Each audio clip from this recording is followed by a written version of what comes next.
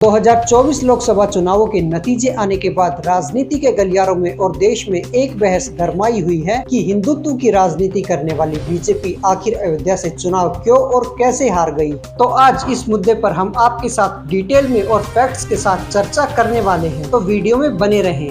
अब हम इस खबर का विश्लेषण करेंगे जिसके बारे में पूरे देश में चर्चा हो रही है। ये खबर है राम की नगरी अयोध्या के बारे में। आपने अयोध्या की फैजाबाद सीट के बारे में तो बहुत सुन लिया होगा, जिसे इन चुनावों में बीजेपी हार गई। वैसे इन चुनावों में बीजेपी सीट तो बहुत सी हारी है, लेकिन इस फैजाबाद सीट को हारने का दर्द बीजेपी को सबसे ज्यादा हुआ है, क्योंकि इसी फैजाबाद सीट में अयोध्या नगरी भी आती है।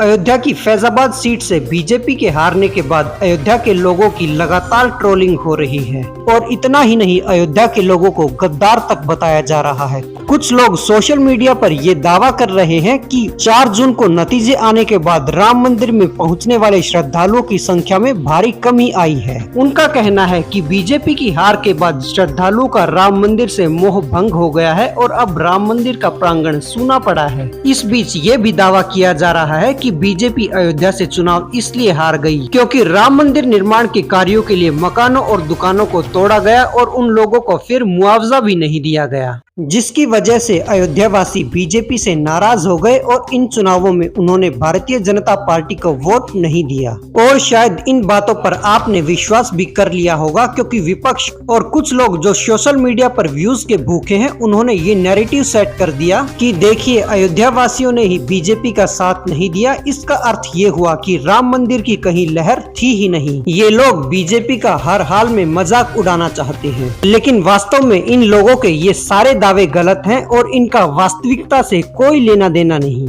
ये तो आपको भी पता होगा कि झूठ आग की तरह फैलती है, लेकिन सच्चाई को साबित करने में समय लगता है। इसलिए आज हम आपके लिए सच्चाई लेकर आ रहे हैं, और सच्चाई ये है कि बीजेपी अयोध्या में नहीं बल्कि फैजाबाद में हारी है। आपको यहाँ ये बता दें कि फैजाबाद लोकसभा सीट में 5 विधानसभा सीटें आती हैं, या यूँ कहें कि 5 विधानसभा क्षेत्र आते हैं, जिनमें पहली सीट है अयोध्या और दूसरी है बीकापुर, तीसरी मिल्कीपुर, चौथी रुदौली है और 5वीं है दरियाबाद। इन 5 विधानसभा क्षेत्रों में फैजाबाद लोकसभा क्षेत्र फैला हुआ है, तो ये पूरी की पूरी लोकसभा सीट 5 विधानसभा क्षेत्रों से मिलकर बनती है। और सच्चाई ये है कि इन 5 विधानसभा सीटों में से अयोध्या ही एकमात्र ऐसी सीट है जहां पर इन लोकसभा चुनावों में लोगों ने बीजेपी के उम्मीदवार को वोट देकर जिताया है और समाजवादी पार्टी के उम्मीदवार अवधेश प्रसाद को हार का सामना करना पड़ा है। और बाकी बची 4 विधानसभा सीटों पर समाजवादी पार्टी ने बीजेपी को हराया है, इसलिए ही इन चुनावों में फैजाबाद सीट से समाजवादी पार्टी जीत गई और बीजेपी का प्रत्याशी हार गया। और इससे ये पता चलता है कि जिस अयोध्या नगरी में बीजेपी ने राम मंदिर का निर्माण करवाया था, उन लोगों ने तो बीजेपी को जिता दिया, या यूँ कहें कि राम की नगरी अयोध्या के वासियों ने तो बीजेपी को जीत दिला दी। और फैजाबाद की बाकी बची 4 विधानसभा सीटों पर लोगों ने बीजेपी को वोट नहीं डाले और समाजवादी पार्टी के झोली में सारे वोट गए। अयोध्या से बीजेपी के प्रत्याशी लल्लू सिंह को समाजवादी पार्टी के प्रत्याशी अवधेश प्रसाद से 4000 वोट ज्यादा मिले थे, लेकिन बाकी बची 4 विधानसभा सीटों पर लोगों ने बीजेपी को वोट नहीं दिए और कहानी बदल गई। यहाँ आप देख सकते हैं कि फैजाबाद लोकसभा सीट से अवधेश प्रसाद, जो समाजवादी पार्टी के प्रत्याशी थे, उन्हें 5,54,289 वोट मिले। वहीं बीजेपी के उम्मीदवार लल्लू सिंह को 4,99,722 वोट ही मिल पाए और बीजेपी समाजवादी पार्टी के प्रत्याशी अवधेश प्रसाद से हार गई। इसका अर्थ ये हुआ कि बीजेपी फैजाबाद लोकसभा सीट से लगभग 55,000 वोटों से इस बार हार गई।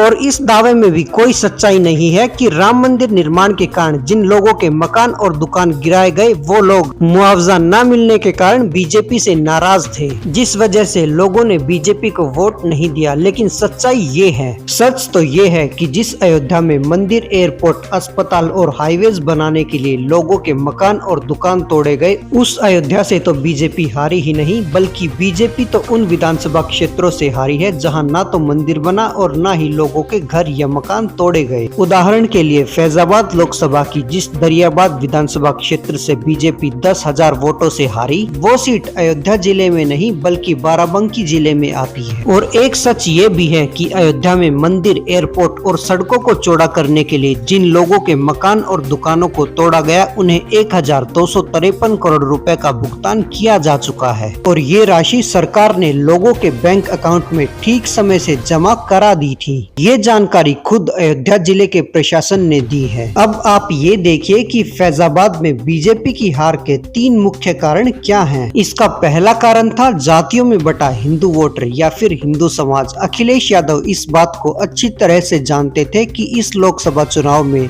अन्य सीटों की तरह फैजाबाद में भी हिंदुओं को जातियों में बांटे बिना ये चुनाव नहीं जीता जा सकता। इसलिए उन्होंने इस फैजाबाद की गैर आरक्षित सीट से अवधेश प्रसाद को अपना उम्मीदवार बनाया, जो दलित हैं और पासी समुदाय से आते हैं। फैजाबाद में कुल 18 लाख वोटर हैं, जिनमें से 26% दलित हैं और इनमें से भी 3 लाख से ज्यादा पासी मतदाता हैं और इनके अलावा 14% मुस्लिम है और 12% मतदाताओं की आबादी यहाँ यादव है। और इन सब समीकरणों को देखते हुए ही अखिलेश यादव ने अवधेश प्रसाद को यहाँ से चुनाव लड़ाया और ये नारा भी दिया, न अयोध्या न काशी, अब की बार अवधेश पासी। जातियों की सोशल इंजीनियरिंग के कारण बीजेपी फैजाबाद की ये सीट हार गई। 26% दलित, 14% मुस्लिम और 12% यादव। अगर आप इन सब को जोड़ लें तो ये सारा पक्का वोट बैंक अखिलेश यादव की तरफ चला गया और फैजाबाद से बीजेपी की हार की दूसरी वजह बनी बीजेपी के उम्मीदवार लल्लू सिंह के खिलाफ एंटी इनकम्बेंसी। यानी अयोध्या के लोग लल्लू सिंह से नाराज थे, वो लल्लू सिंह से बहुत खुश नहीं थे। आपको यहाँ ये बता दें कि लल्लू सिंह इस सीट से 2014 और 2019 में 2 बार चुनाव जीत चुके थे और इस बार लोग उन्हें नहीं चाहते थे। फैजाबाद में उनके खिलाफ नाराजगी थी। यहाँ से बीजेपी के स्थानीय नेता ये चाहते थे कि इस बार बीजेपी अपने उम्मीदवार को बदले, यानी लल्लू सिंह को यहाँ से चुनावी मैदान में न उतारे, लेकिन बीजेपी की हाईकमान ने उनकी ये बात न सुनी और इस नाराजगी के कारण ही लल्लू सिंह ये चुनाव हार गए। और समाजवादी पार्टी ने लल्लू सिंह के खिलाफ जिन अवधेश प्रसाद को चुनावी मैदान में उतारा था वो यहाँ से 9 बार विधायक रह चुके हैं और जातीय समीकरण के कारण भी वो लल्लू सिंह के मुकाबले एक बेहतर उम्मीदवार साबित हुए और उन्होंने ये सीट जीत ली। इस सीट पर हार की तीसरी वजह ये रही कि बीजेपी के उम्मीदवार लल्लू सिंह ने एक विवादित भाषण दिया था। उन्होंने चुनाव प्रचार के दौरान ये कहा था कि बीजेपी को 400 सीटें इसलिए चाहिए ताकि वो संविधान बदल सके। इस बयान के कारण चुनावों में बीजेपी को नुकसान हुआ और विपक्ष ने इसे एक चुनावी मुद्दा बना लिया और उन्होंने ये कहा कि बीजेपी अगर ये चुनाव जीत गई तो वो संविधान बदल देंगे और पिछड़े और दलितों का आरक्षण खत्म कर देंगे। इसलिए पिछड़े और दलितों के वोट विपक्ष की तरफ मुड़ गए। तो अब आप समझ गए होंगे कि लल्लू सिंह ने ही सबसे पहले ये बयान दिया था कि बीजेपी को 400 सीटें इसलिए चाहिए कि वो संविधान बदल सके। और लल्लू सिंह के इस बयान के कारण न सिर्फ फैजाबाद सीट पर बल्कि पूरे देश में बीजेपी का नुकसान उठाना पड़ा और विपक्ष को बैठे बिठाए एक मुद्दा मिल गया। अगर बीजेपी ने समय रहते खतरे को भांप लिया होता और लल्लू सिंह को पार्टी से निष्कासित कर दिया होता या फिर उनकी टिकट काट दी होती तो बीजेपी को इतना नुकसान न उठाना पड़ता। लल्लू सिंह के खिलाफ एक्शन न लेना बीजेपी की एक बड़ी भूल साबित हुई और बाद में बीजेपी डैमेज कंट्रोल नहीं कर पाई। तो अब आप समझ गए होंगे कि लल्लू सिंह के इस बयान के कारण बीजेपी को कितना नुकसान उठाना पड़ा। दलितों के बीच ये गलतफहमी फैल गई कि अगर 4 जून के बाद फिर से बीजेपी की सरकार बन गई तो वो संविधान बदल देंगे और उनका आरक्षण खत्म हो जाएगा। अब आपको एक और दावे की सच्चाई बताते हैं। जैसा कि सोशल मीडिया पर कुछ लोग कह रहे हैं कि बीजेपी की हार के बाद अयोध्या में लोग दर्शन के लिए नहीं आ रहे हैं, राम मंदिर का प्रांगण सूना पड़ा है। उनके लिए हम बता दें कि मई 2024 में राम मंदिर में दर्शन करने वाले लोगों की संख्या थी 18,50,000 के करीब, जबकि 12 जून 2024 तक 7,36,000 लोग प्रभु श्री राम के दर्शन कर चुके हैं। और इतनी गर्मी के बावजूद अब भी लोग राम मंदिर में दर्शन करने के लिए लगातार आ रहे हैं और जून के महीने में श्रद्धालुओं की ये संख्या मई में दर्शन करने वाले लोगों के लगभग बराबर है, क्योंकि 15 मई 2024 तक लगभग 8 लाख लोगों ने राम मंदिर में दर्शन किए थे और अभी 12 मई तक 7,36,000 लोग दर्शन कर चुके हैं और अभी शनिवार और रविवार को लगभग 1 लाख लोग प्रभु श्री राम के दर्शन करने के लिए आते हैं। तो इन आंकड़ों के साथ आप ये देख सकते हैं कि सोशल मीडिया पर किए जाने वाले इस दावे में भी कोई सच्चाई नहीं है। तो इस बात से आप ये अंदाजा लगा सकते हैं कि लोगों को राजनीति से कोई लेना देना नहीं है। इतनी उमस भरी गर्मी होने के बावजूद भी वो अपने प्रभु श्री राम के दर्शन करने के लिए लगातार आ रहे हैं। अब भी राम मंदिर में भक्तों की भीड़ लगी हुई है, आप तस्वीरों में इस बात को देख सकते हैं। अंत में बस हम इतना कहना चाहेंगे कि इन तथ्यों के आधार पर अब आप जान गए हैं कि बीजेपी अयोध्या से नहीं बल्कि फैजाबाद सीट से हारी है।